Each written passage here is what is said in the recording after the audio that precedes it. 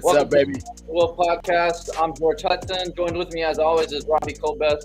Robbie, great today. I love you got the new painting in the background. It's looking we got good. it, baby. Got that brain, DNA, heart connection. I love that. Love that, man. That's what's happening, man. Well, I'm excited about today, man. Let's go ahead and dive into this thing. It's next play, next play. I realized a nugget of truth years ago, right? You must sacrifice the need to be right all the time to move effectively, efficiently, and to execute cleverly in your life. That's just a huge nugget. And there are times in this journey that our execution model reveals a flaw, stopping us from achieving our destination. The approach is off. And we've called the wrong play. The wrong play has been called the situation we're facing is an outlier. It doesn't fit what we do and where we want to go. And so most of the time we just press forward. We go against all the currents. We go against all odds. It's good for the grit. Our grit reps. It's good for our resilience. It's good for our tenacity. Everyone needs to develop that in order to have that stamina and fitness for success. And you know how it is. You know the drill. We were talking about this a while back. You head down full speed ahead, no matter what, until it becomes a costly mistake. So next play. This is all about stop. It's all about reflect. This is all about heal. This is about adjustment. Make sure that your will, your emotions, and direction are congruent and they're all in alignment. It's making a demand on your will to adjust, to align, and to adapt, and then approach your goals and your movements to achieve growth and balance differently. Adjust them because that's going to be necessary. Let me give you a munchable, and then I'm going to break off to you. Here's a munchable. After my house burned down, I saw the moon more clearly. That's an old Zen saying. And so it's so impactful, especially when you talk about next play, because in the play, the house was burning. And all I could see was the situation, and all I could do was to adjust to what was happening at that time. But once it was burned down, and then I could see the moon more clearly. I could see things that I was actually missing heretofore. So we can do a lot with that quote, but that's a good metaphor or kind of a parable. In a new age, in a new order, this new world, this cataclysmic reformation that's going on everywhere, the demand for a new strategy to adjust, to reimagine, to re-engineer you is never more necessary than right now. Controlled attention is the act of coordinating all the faculties of the mind and directing that combined power to a given end. I call it HFIG, have faith in God. You up for the next play, baby. You up. Yeah. I like that the parable of, once my house burns down, I can see the moon, I can see the stars. I can see kind of the real situation. It's kind of like when a forest burns down, it grows back stronger, healthier, because it has 100%. like that soot and that charcoal from, the ash. And so kind of what comes to mind when I think next play is the quote. I think most everyone's heard it, is those who don't have a plan to fail. Or those who fail to plan to fail. So it's by the omission of planning, you're already planning to fail. Set yourself up for failure. And I just started a new job, that, and we're going through training, and there's this girl that is just having a lot of trouble. And I'm just like, read the script, and then once you learn the script, you'll know it, then you can change it up. And then she fires back with this, well, it's just me. I have this thing where I make things hard. And I'm like, well, no, you don't. You just choose to do that. I'm like, it just eats me up inside. And right on. She doesn't realize those predispositions and that negative mindset, how that can affect her. But what she also doesn't realize is that's highly manipulative, or you can manipulate your mindset for the better to position yourself to succeed, to grow, to move forward. And it's just hard to listen to her talk because you see that mindset bleed into life. Right on. So it affects everything she does. And so some of those things are yeah, just her mindset is ingrained. It's in her subconscious. Somewhere down the line in her childhood, either her parents or someone put that onto her, and she accepted it, and then ingrained it into who she is, and just hasn't really had that next play, stop, reflect moment. Heal. You know, Yeah. sometimes we have those gut check moments. You know, like sometimes they're near death experiences. I've had one where you just kind of sit back, step up, and like, what am I doing? You know, Yeah. where am I at? What's my purpose? You know, all these other things. You've had it. And it just, I'm getting chills right now thinking about it. But Right on. Right on. Right and on.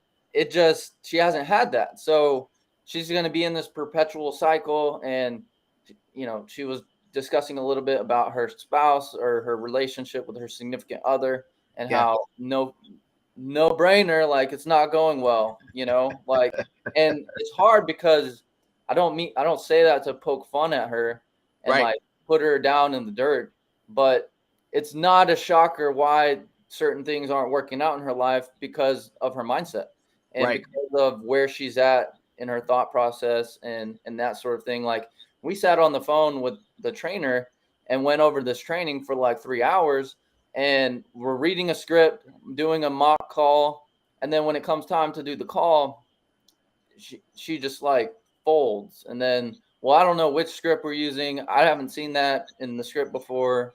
It's yeah, we're all a little bit nervous to make those calls, but like ultimately it's her mindset that's preventing her from moving 100%. forward and getting that thing accomplished.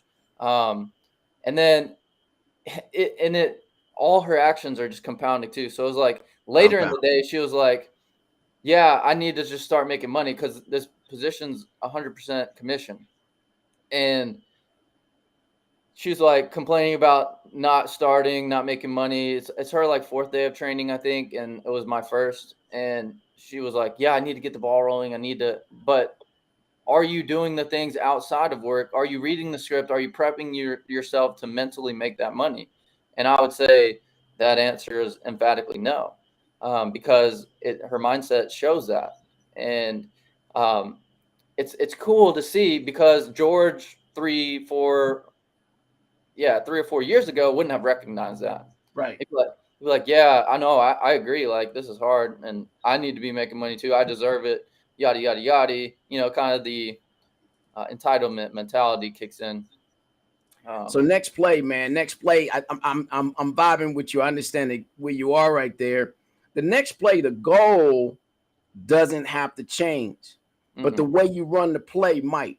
See, so next play is about strategic adjustments, strategic alignments, strategic approaches, strategic affiliations, and strategic alliances needed to achieve success. Everything we do is going to involve relationships, right?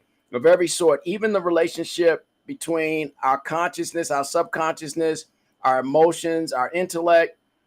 This is a symbiosis that has to take place. There's some stuff that has to chemically occur on the inside of us in order for our mindset to receive new data and for our mindset to receive a new play, a new policy and permission for action so that we can go ahead and move forward. And so what's interesting about this, once you know what these should look like, then you can strike with clarity and definiteness of purpose and resolve, right? Simple adjustments save lives always. You can write that down. That's a munchable right there. Simple adjustments save lives always. So remember this story about a team, Chandler High School Wolves football championship. They were in a football championship hunt. And these guys were just absolutely amazing, great coaching staff, the whole 9 yards. But they were in this hunt, man, for this championship that had been elusive for years. But they had the right kind of gut check, right kind of mindset. And I remember going in, they would allow me not only to train some of their boys, but also to go in and do motivational speaking right before their games. And so I went in and I told them about this story, make them feel you. Right? It's about mindset, because mindset of scarcity means that the opponents have more than what you have. Your situation is greater than what you are and what you've been prepared for. And when you face situations like this before, knowing that you weren't fully equipped, you lost, right? So we're facing the arch nemesis right down the road, about a mile down the road. We knew if we could beat them, Hamilton, we could definitely march our way on into the championship. So I told him about this story. Make them feel you. Make them feel you. And I remember when I was in college playing college ball, and there was this guy, and the pros were looking at this dude. He was a cornerback. I played slot receiver, and he was chopping it up with me out on the wing right there. And I told him I was listening to all the stuff he was threatening me with, and I told this dude, I said, "Look, man," I said, "I'm getting ready to do you right." So we went through this whole thing, and then gets a good block in on me, and he actually gets this good block. He drops me on that block, and he's getting up and he's talking all this smack. So I go back to my huddle. I said, "I'm going to do this, dude." I go back to my huddle, and I told my quarterback, I said, "Run the play." He said, "The coach said, run this play right here." I said, No, run this play right here. Run, give me the ball. You know what I mean? And so I went out because this guy was confident. He was cocky in his move because he came up. And, everybody's looking at him. He drops me on a nice block. It was a nice block, clean. And so I said, run the play. So ran the play, dogged him up all over the middle. Just took about 21-yard reception on this cat. And I said, it's going to be like this all night, boy. And so he started talking back. So I said, I'm going to crack your skull, dude, when I come back. So I asked the coach, I said, run it. I said, run. I mean, my quarterback said, run another play. I said, run another play. It's not to me. Run it off. Check me off and run it. So I went out and I looked over right shoulder, faking like I'm going to the outside to cut back across. When they cut back across, I hit him across the helmet and cracked his helmet. I said, boy, it's going to be like this all night. I'm on you all night. Needless to say, simple adjustments save lives always. I told them that story, and I told them that, listen, this team down the road, they're used to championships. They've won 3-4 different championships. But when you make them feel you, that was my whole point. I was in great shape. I was strong, on smallest guy on the field every time I played, every weekend I went out. But when you make somebody feel you, when somebody can feel your presence, you make an adjustment. For a moment, it seems in their confidence that they're ahead of you, in their spite that they're winning against you, even you against you, me versus me, you versus you. When you find those kind of competitions going on, you got to make that negative portion, that scarcity mindset, feel the positive person, the power of where you're going and how you're going to get there. And you're going to have to crack the helmet on that thing, man, in order for you to get to that next place in life. You got to help them. You got to make them feel you. So they caught that. They caught that in the essence of who they were. And they went out and they put a beat down on this team. They beat that hind parts real good and went on and was in that championship hunt. Make them feel you is a part of next play, because all these different years, their coaching mindset was, this is who we are, what we do, how we do it. And they saw our flaws in all the previous years and all the previous games. Yeah. But you got to sometimes learn how to make those mini adjustments to bait somebody in. Even your negative thought processes that kind of hide out and they pop up at the wrong time in your life. Bait them in and make it seem like it's still your same old, same old. And then you know what? Crack that skull, man. It's the next play. Make them feel you. Take the next play, bro. I love that. So one of the things that came to mind was, these negative things and these negative mindsets that pop up in life. And ultimately it stems from our childhood. Like I hit on this a lot.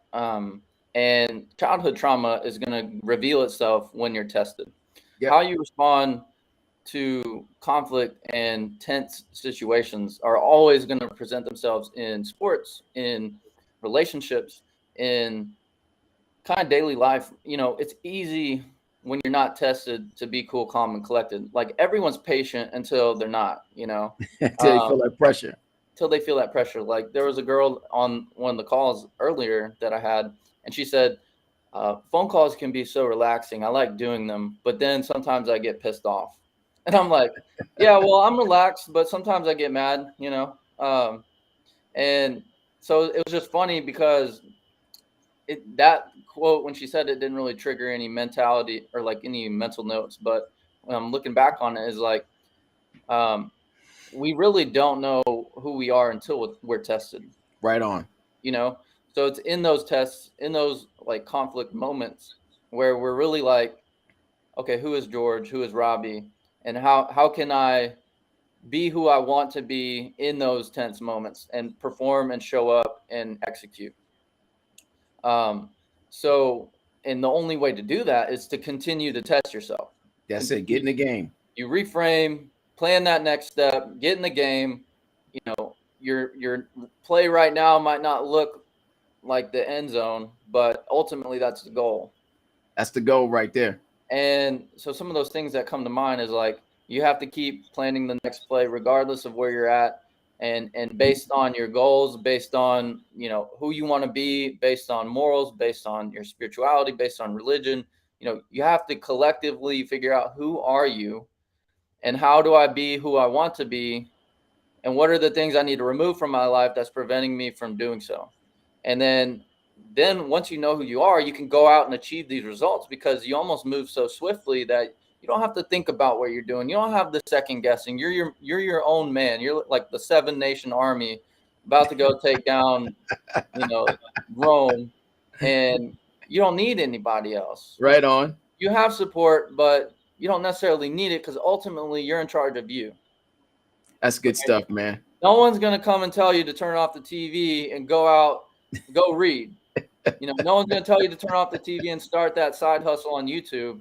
No one's going to tell you when you should start the podcast. No one's going to come and wake you up and be like, hey, you got to do this. No, you got to do it. You have to ultimately wake up and figure out who you are and what you want to do based on your skill set. Or if you don't have that skill set, how can you achieve it? There's so many ways to improve and grow and all these other things. And if you would have met me maybe 2-3 years ago, I wouldn't have been who you wouldn't have had the same first impression of me when we met in Vegas. I wouldn't have been able to hit it off with you. I didn't know who I was. I didn't know what my passions were, or maybe I did. I just wasn't courageous enough and confident enough to speak up about it because I just thought it was weird. Like no one cares about that. Yeah. You know? So it's some of those things that you just have to figure out who you are before you can even pivot and move and apply that next step. And once you do that, then you're dangerous. Like you have the tools, you just got to execute, right? Make them feel you. You have that forearm that's just going to bust a crack in somebody's helmet like that. I don't even know how that's possible. Maybe the helmets weren't as good back then, obviously. That's called force against force, baby. But I gotta think just like overwhelmingly the force of your forearm was just pretty sturdy on cracking that helmet.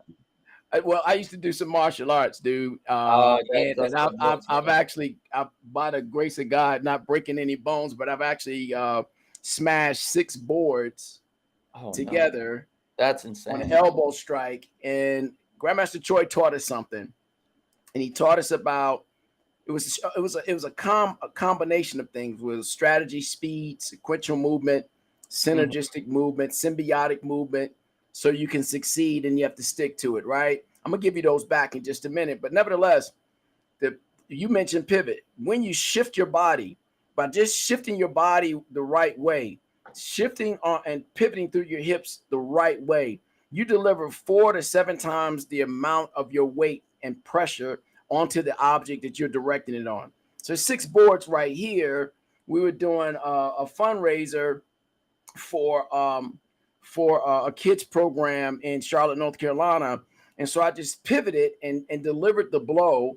Boom, seeing the end of the board, the last board exploding out, right?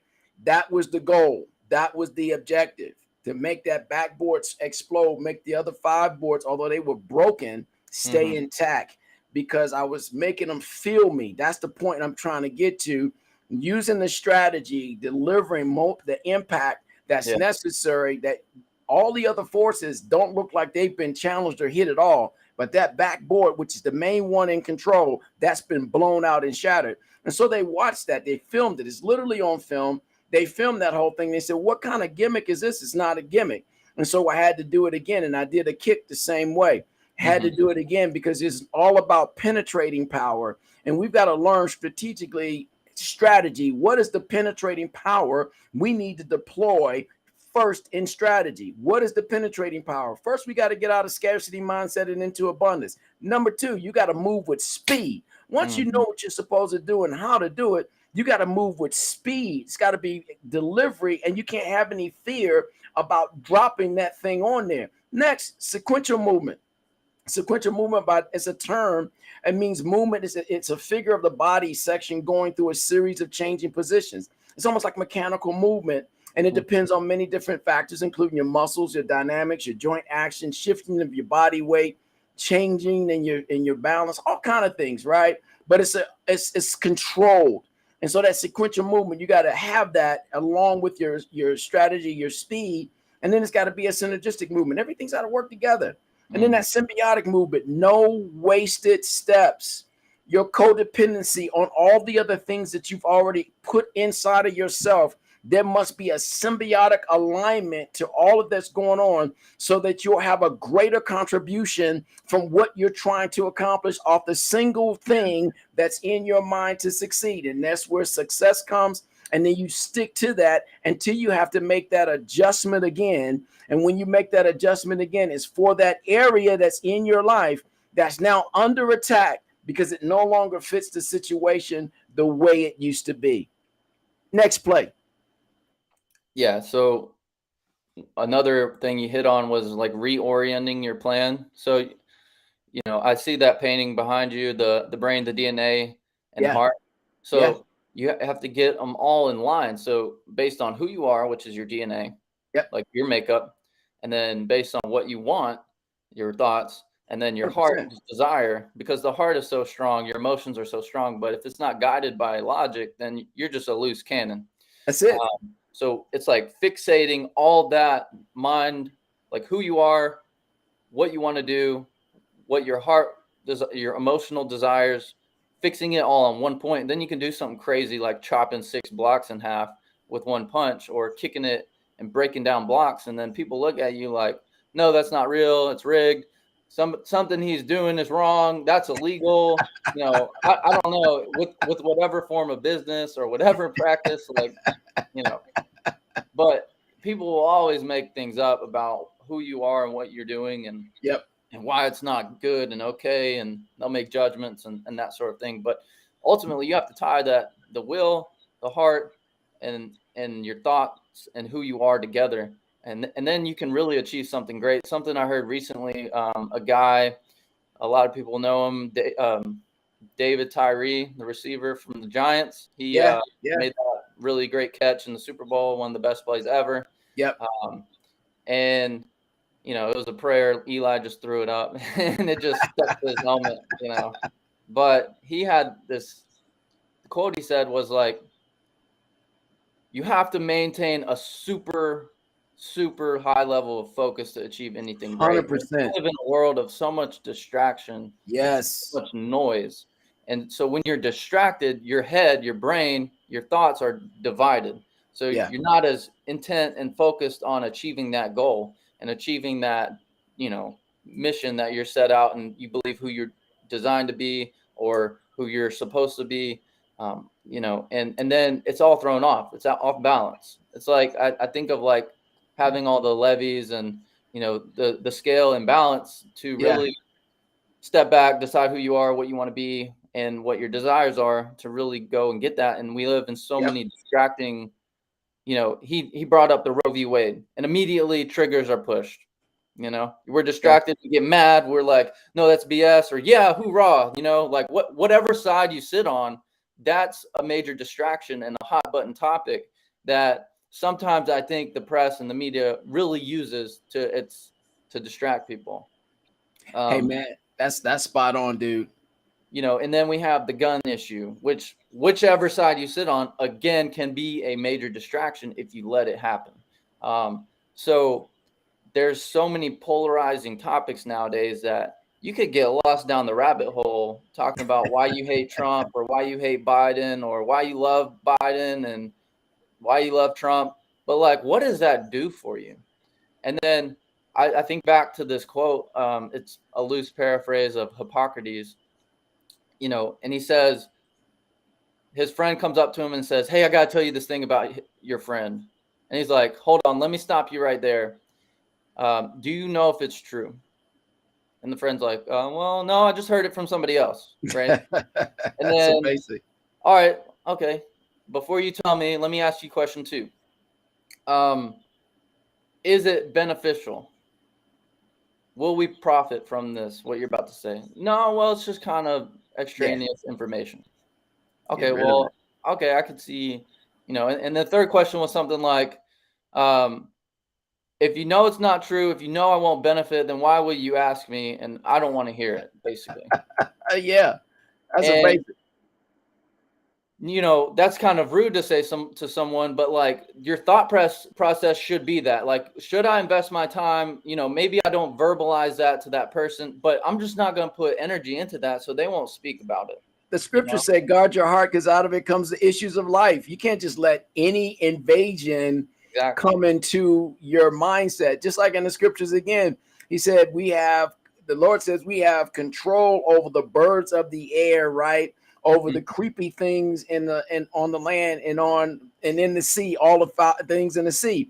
That just tells me different things. Metaphorically, that means I have control over the thoughts that try to invade my thought processes. I have control over those very base elemental things that try to control my life, even my own lust. I have control over that.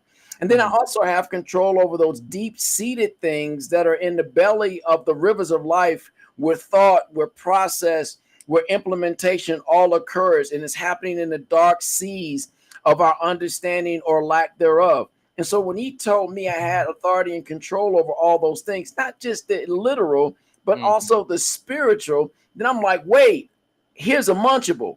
I can succeed. To do this, sometimes you must disguise your next move, your thrust and your projection, so that opposing forces believe that you're incapable, even ill-equipped to achieve. And sometimes you got to fool your own self, because sometimes when you get ready to do something great, if you start saying it over and over again and still you're laying the foundation for what you need to have happen, you could circumvent that forward process, because you still got the scarcity junk that's in there that's trying to invade or has been part of your habit form, and you've got to get rid of it. So when you disguise your next set of moves for you to succeed, don't stay there too long, because unfortunately habits have a way of forming. Negative habits have a way of forming almost instantaneously, and they have a way of getting a hold of your mental design almost instantaneously. But you've got to be able to disguise and be able to move on and make sure you're not making any more bad moves, bad decisions, costing everyone, including you, a whole lot. Now, here's the last munchable for a minute. Disguise. I coached for a while, and I was studying film and tendencies of developing players, and I could see players before, what they were about to do before they actually ran the plays. And it was almost like I understood, because I used to study a lot of film. So I could see when they were cheating on their techniques.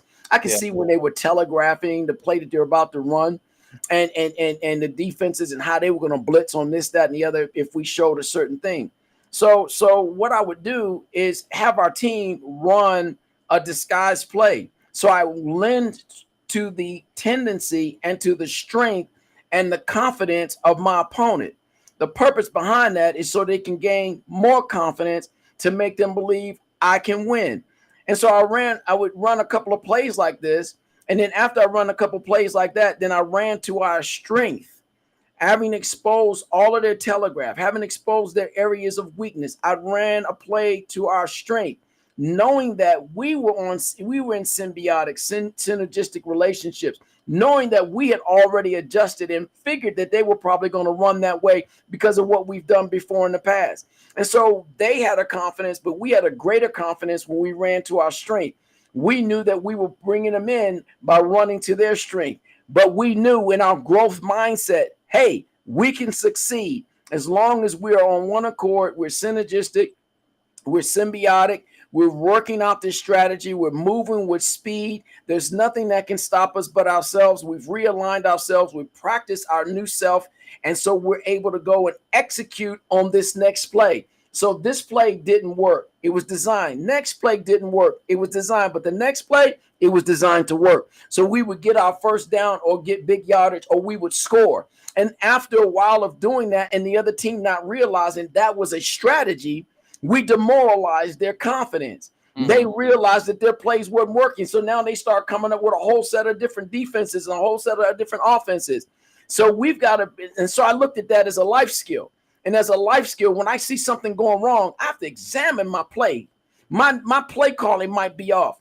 I might be going in a confidence that worked 10, 15, 20 years ago. It doesn't work today, not exactly the same way. My goal can be the same, but the way I run my play, I got to run my next play, and it's got to take into account my examination of all those things that are broken, that are in need of repair, that no longer work, and their defenses confidently stacked against me to make sure this will not work. The purpose behind that stacking is not really to stop my forward progress, but to show me that this is a scarcity mindset. It is based on what you learned heretofore, is based on what everybody else told you, is based on your trials, your errors, and your successes, and your ability to move forward is not going to be now cannot be based on what your past was. It's got to be based on what your future is going to be and what you're preparing to do with that. Man, next play, you run it, brother. Yeah, there were so many good points there, and I was going to play off one. Is like you mentioned, reorienting your plans, regathering. So at no point do we ever have it all figured out. No. So based on, and I just tie it back because you have to know what you want to reorient, because based off what standards do you reorient and replan and recast vision to, these two plays haven't worked. Maybe I designed it that way to set them up. So I'm going to hit them where it hurts. I'm going to run the dive, and then I'm going to dive and then pitch it out, or hit the play action and then dish it over, the middle, because the linebackers are cheating up. And just utilizing those skills. If you don't know you have those skills, how can you reorient your toolkit to execute in a different way and replan, recast vision and do that to where you can still win, even though you've lost a couple battles to ultimately win the war. And with life, doesn't exactly have the same time limits as a football game, but thankfully we have so many chances to succeed in life. And when I hear like people, well, just because of my situation, or, right. They had it so much better than me growing up, or, well, I actually had to pay for this, that doesn't limit you from achieving greatness and the things you want in life. You're just using that as a crutch and an excuse to why you don't deserve it.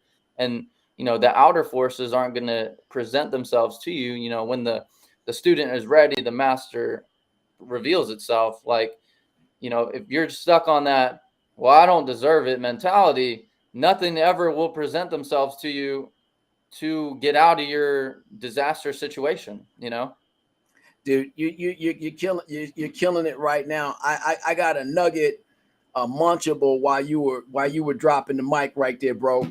And that is symbiotic and mutualistic relationships, right?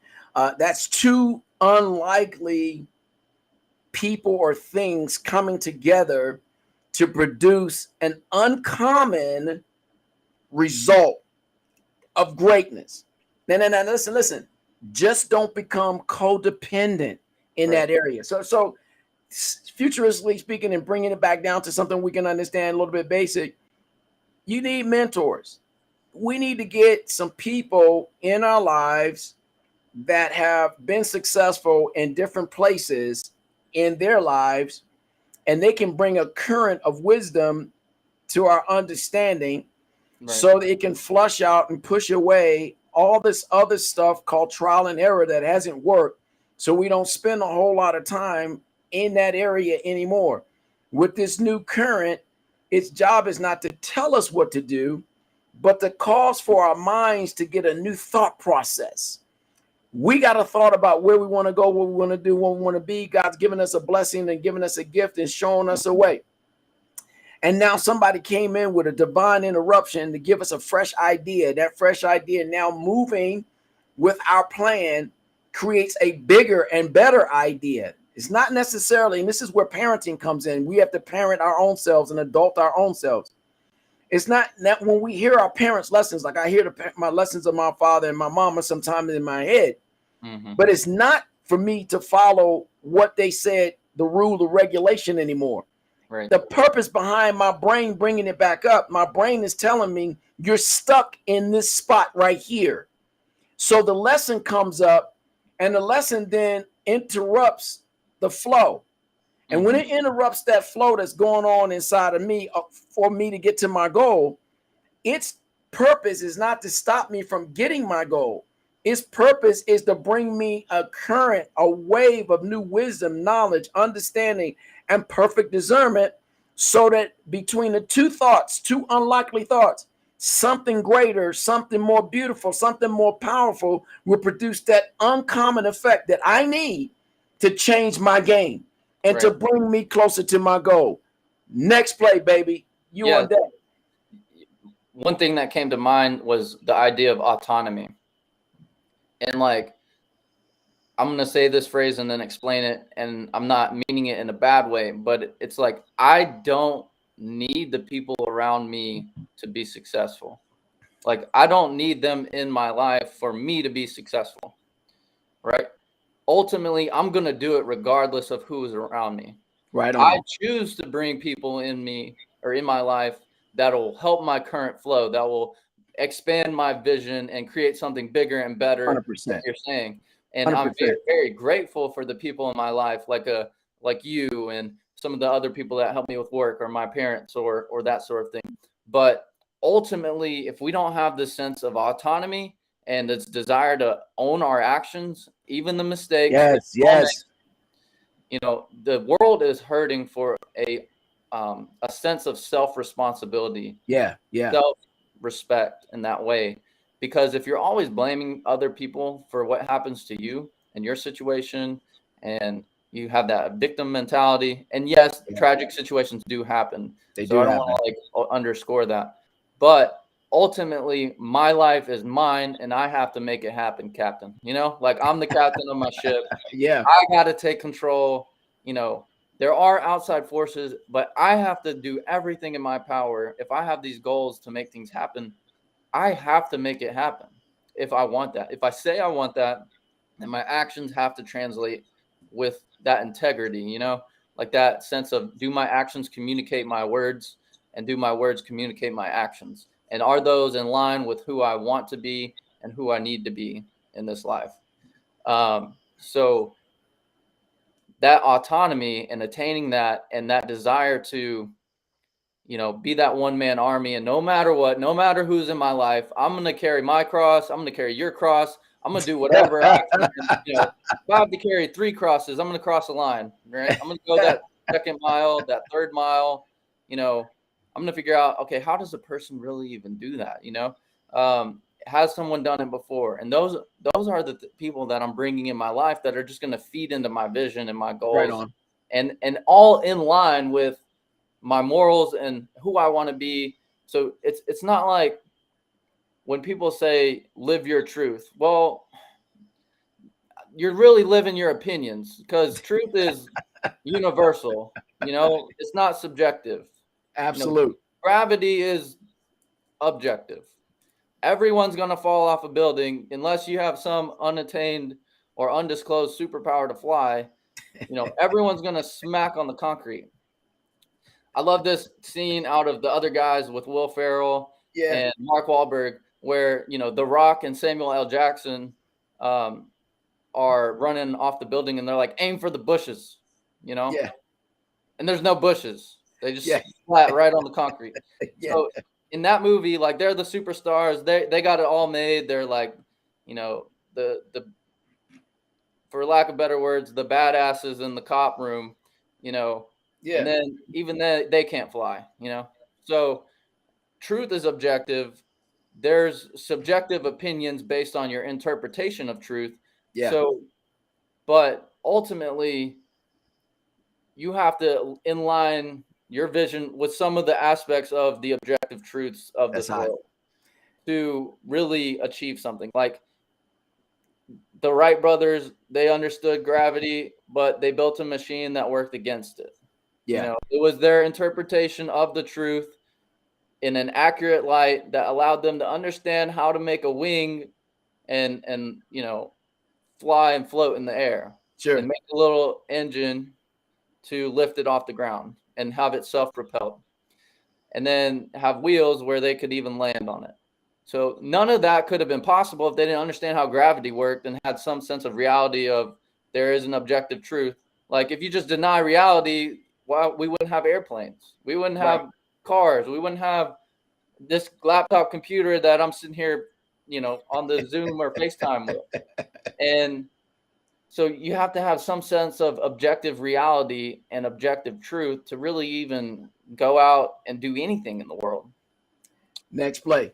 Yeah. So I could hit that nugget all day. What do you got? Next play. It's a munchable. This is a munchable nugget right here. We're not going to be just like everyone else, repeating and living just like them. We must unlock, undress our distressed will, opening the doors to all creativity and divine awakening. That's a munchable. That's the gift that every human being should be striving to do. That's what Savage Will is all about. Here's another munchable. Everyone's superpower is this: adjust, align, then achieve, move with a growth mindset. That's everybody's superpower, right? I like your analogy about the superpower. That's hot, but that's every one of our superpowers right there. We can adjust, we can align so that we can achieve. But once we make the adjustment and the alignment, we must move so we can achieve. We don't just get the data and the information and start plugging in and writing it out. We've got to move. And so we've got to move in that growth mindset, because the effect brings about confidence. The effect brings about self-esteem. The effect brings about different levels of resilience. 10 years, Carol Dweck, DWECK, and a team from Columbia and Stanford, they examined, primary school children that focused on, and they focused on praise, and they focused on two mindsets, one of scarcity and one of abundance. The first fixed mindset that they were attacking is when a child believes that his or her intelligence is set in stone and will therefore only choose tasks that they deem appropriate to their level of intelligence with very little risk of failure. The other group, it's healthier mindset, a growth mindset, belonging to the child who was happy, and they look to new challenges all the time, to new opportunities for growth, to new experiences, and saw making mistakes as a part of the growth plan. And they didn't feel the sting or the punishment of mistakes. Well, obviously, the second group did a lot better. They had a growth mindset. And that's where we've got to get to, the growth mindset, because the growth mindset believes that talents and abilities can be developed over time. This is what you just finished sharing in a different way. It believes that we're going to get resilient. We're going to become stronger. We're going to become more pliable. We're going to become more powerful. And our mistakes are just tools. We're failing forward. We're not falling back. We're not failing altogether. It's not an A, get all A's or all B type of situation that we're forced into as children. No, this growth mindset is, hey, I fell forward, but this is what I learned, and this is how I've taken what I've learned, and I can apply it to my life. So in this nugget, and I'm getting ready to give you the next play, bro. In this nugget, individuals with growth mindset exhibit a couple of things. One, they enjoy challenges. Two, they understand that it takes effort to become good at something. Three, they're okay with criticism from others, since it gives them an opportunity to get better at something. Four, they're persistent in what they do. Five, they always love to learn as much as possible, including their own failures. And number six, they look to find tips, tricks, other people's successes, and align them and apply them to their own lives so that they can see some incredible results in what they're trying to do and what they're going to achieve. You got the next play, dude. I'm about to go off. I'm so fired up. Yeah, so you hit really big on this idea of, equipping yourself to withstand the resilience of mistakes and failures, and having that abundance mentality of like, it's failing forward, no loss is really a loss. It's just a lesson. It's the next step in the journey. And one of the things I think of is we live in such a stimulating world, and if you look at like physically stimulating on the eyes, on the stomach, entertainment wise, it all plays into our dopamine feedback system. 100%. So a little like science trailed for a minute. So because life is so stimulating, and then you have all these people that want handouts, I believe on a physical level, they can't withstand challenge and trial because they're already so stimulated and their reward system's fried. So a lot of people out there, and then this will play into like people who suffer from depression. They're chemically wired to not be able to withstand some of those trials and tribulations and work through them. It's not that people who aren't depressed don't struggle. It's just they have the feedback system loop to withstand that challenge and like strategize, plan that next play, and then move forward. And then we get that response of, dang, this feels good. Like I have to keep moving. I have to keep challenging myself and keep, programming myself to love the work and love the grind. Kobe, rest in peace, had this phrase where, the dream is not the championship. It's the 6 a.m. workout. It's the the breakfast and then the 11 a.m. workout. It's the grind. The grind is actually the dream. It's the late nights. It's the early mornings. It's the last one to leave the joint.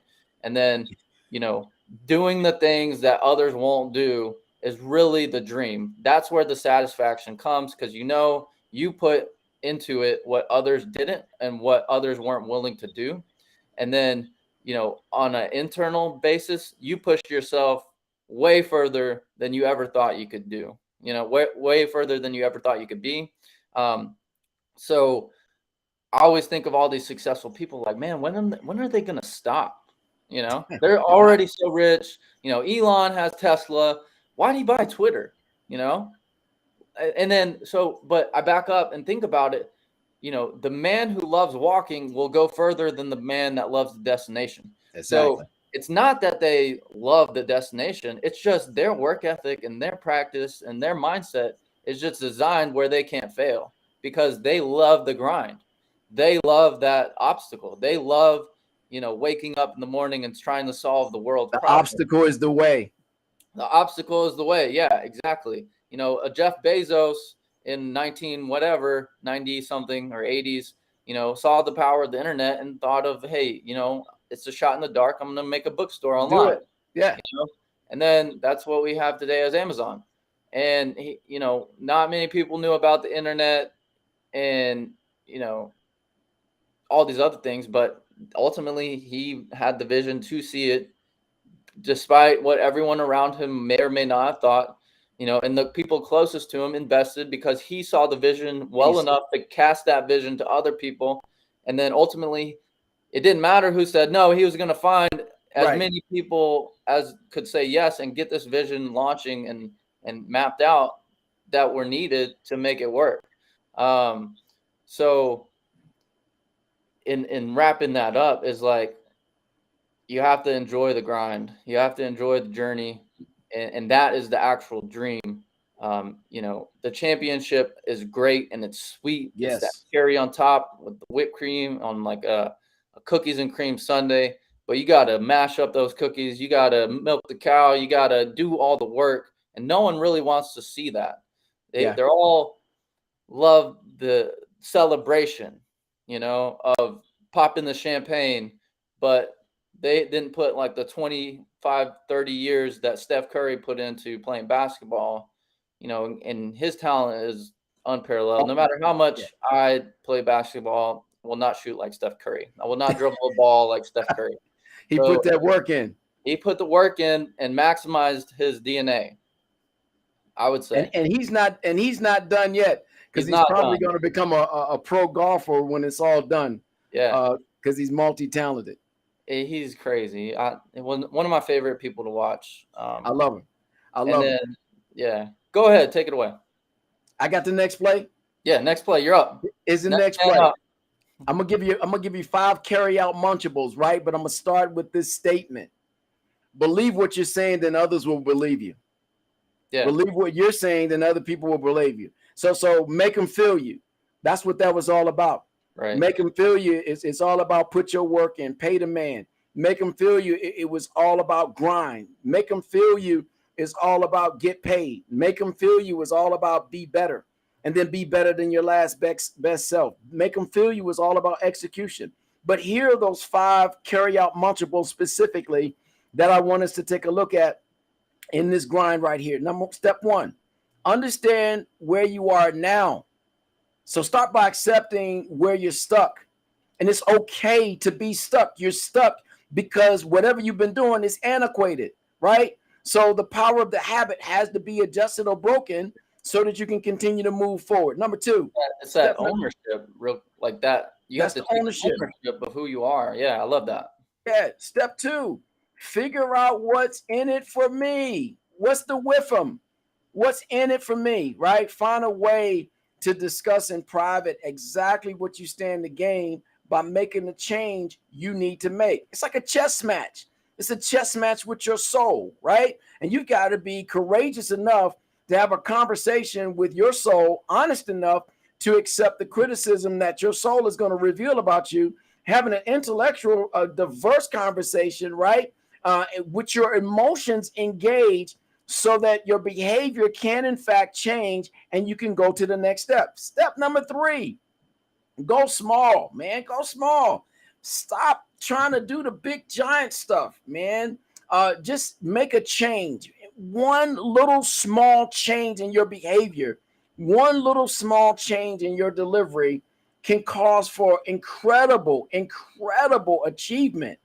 Just go small. Don't look for the big thing. You know what? The funniest thing about it was back in ministry, and I remember how there sometimes you try to cast out these different type of spirits from people, and you ask, who are you? And they would say whoever they were, right? Even in the scriptures, Jesus said, who are you? He says legion, because we're many. Well, what was funny about that, what I thought was funny, is that the joker that spoke out was the one that got pushed up to the front. The bad jokers were back in the back. They were hiding out. So if you go to just get the small thing, hit that small joker, right? Find out who's the controller. Get rid of that small. It's the smallest thing that doesn't appear to be in everything else. And everything else is talking in its loudest noise. Go to the root cause, the small thing, and kick it out. One small thing calls for big achievement. Step 4, set the next meeting with your mind. Set the next meeting with your savage understanding. Set the next meeting for you to read 15 minutes a day. Some kind of book, or 4 or 5 books for 15 minutes a day, so that you can gather some new fresh data. But set that meeting so you can do it. I like what you did, and I remember that you set your clock, and when you set your clock, you make your clock hit you at that time, and you make your clock hit you again when the 15 minutes is up for reading. I just pick it up and I start reading. But I said, man, one day maybe I'll try that. But for me, I can just pick the book up and read for the 15 minutes. Do whatever you got to do. Hang on 1 second. Let me give you the 5th one. Step 5. I got the next play. I'm going to give it to you. Number 5, reinforce. From that point forward, reinforce your growth mindset. Reinforce abundance over scarcity. Stay with that for the next 30 days and watch you blossom into savage will. But we got to put those steps together. Next play, dude. I love that. You know what? I almost forgot my point. But next play is, it's like one of those things earlier is we were talking about taking ownership.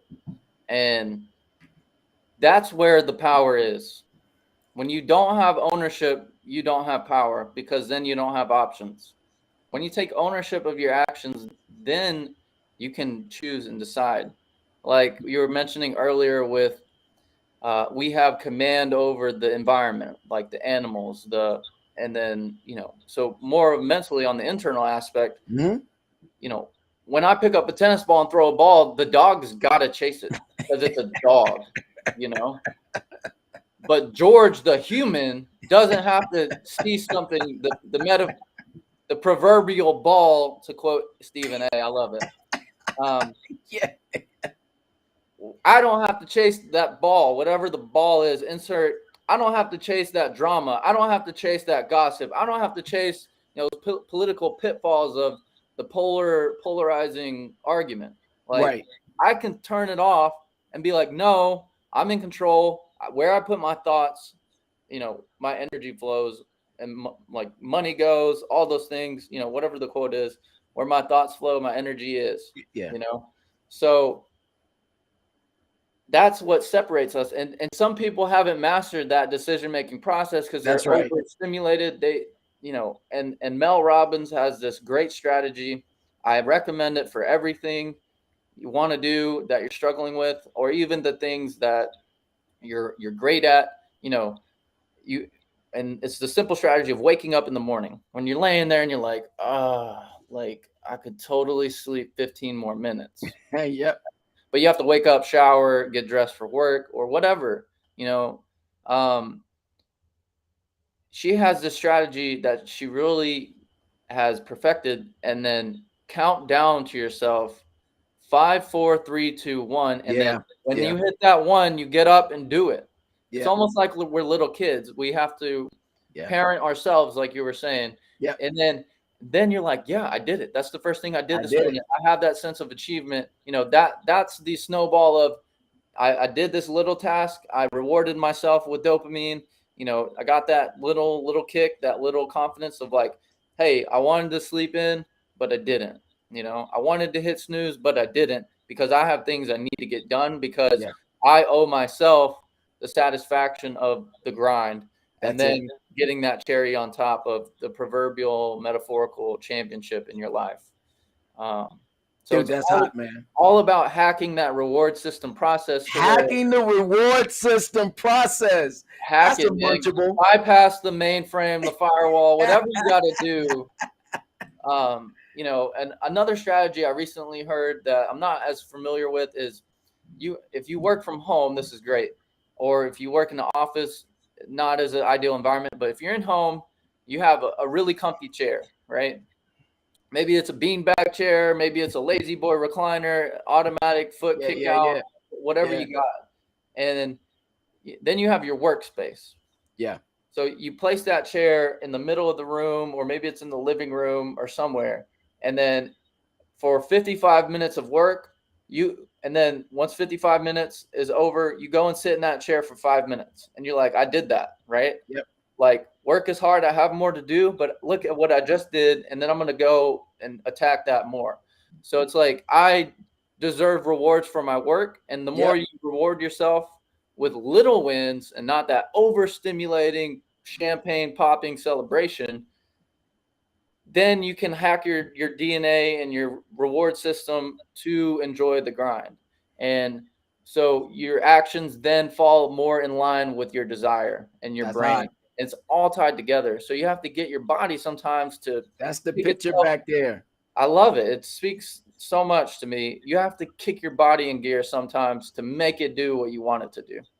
Dude, you're killing it, man. Dude, I'm giving you high five munchables going out right now, because I like that hacking the reward system munchable, baby. I'm like, I stole that just now.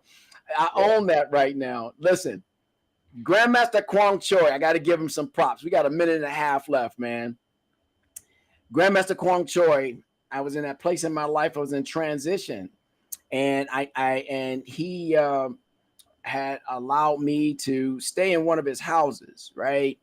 Mm-hmm. To work with martial artists from literally all over the world. And because he trusted me, and he made me his district instructor, made me his district manager to build his business. And he let me stay there. But it was some things he gave me, man, that I took away, and they've been with me all my life. And we started talking about these in this next play. And in this next play, strategy, he gave me speed. He reminded me of sequential movement, imperative to success, synergistic movement. I caught it. Symbiotic movement, no wasted moves whatsoever. They allowed you to succeed. So all those S's, man, calls for transformation, calls for growth, calls for us to be able to sit down and put together a playbook for our lives. Mm-hmm. And in that playbook, just like any great coach, your playbook Well, now they put them on tablets. You used to get a big giant playbook when you came into laminated cards. Yeah, man, all that stuff. And you got 500, 600 plays. And you're like, you got to memorize all this. People think football players are dumb. They're super intelligent.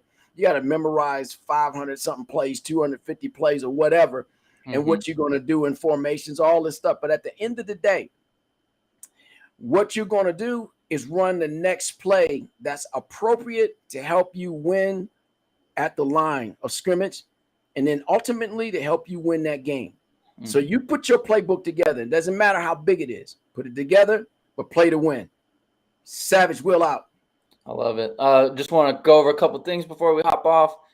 If you guys are listening live, we appreciate you. We're really trying to grow the podcast. So any constructive feedback that you can put in the comment section or, throw it in there. We'd love to hear it. We'd love to see where you're listening from and learn more about you and who you are and what your story is. We're very thankful and grateful for, any support that we can get. Some announcements. We have some cool things cooking. We're working on getting some guests on the show. Yeah. And we got some swag in the bag almost. It's coming out. So stay tuned for some of those things. And we just appreciate you and anything we can do to help. Subscribe. Yeah, we'd love for you if this touches you, and also share with 3 or more friends that can like, comment, subscribe as well. And we just really appreciate it. George, you were awesome, man. I love it. I love all you people that came in today. Tammy, thank you so much. Jim, thank you so much. And some of the rest of you, Curtis, all the rest of you guys, thanks for chiming in today. And I know there's others out there. Hey, listen, we appreciate you. Savage Will out.